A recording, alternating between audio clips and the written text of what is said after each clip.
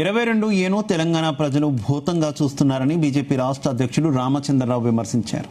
భూభారతి, ధరణి రెండే ప్రజలను గందరగోళానికి గురి చేస్తున్నాయని అన్నారు. 22A అంశాన్ని పెద్ద కుంభకోణంగా చూడాలని చెప్పారు. ఈ అంశంలో సిట్టింగ్ జడ్జితో న్యాయ విచారణ జరిపించాలని డిమాండ్ చేశారు. భూభారతి 22A వెనుక పెద్ద భూదందా నడుస్తోందని ఆరోపించారు.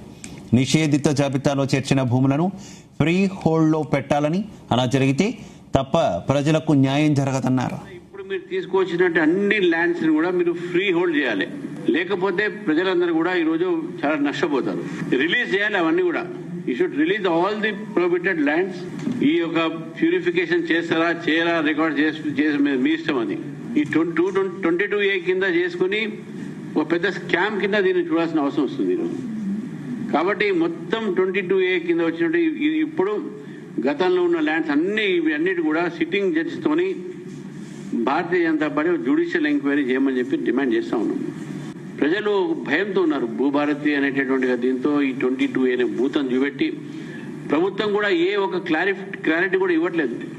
మా తప్పైపోయింది అంటున్నారు వాళ్ళు. మేము దాన్ని సరిదిద్దామని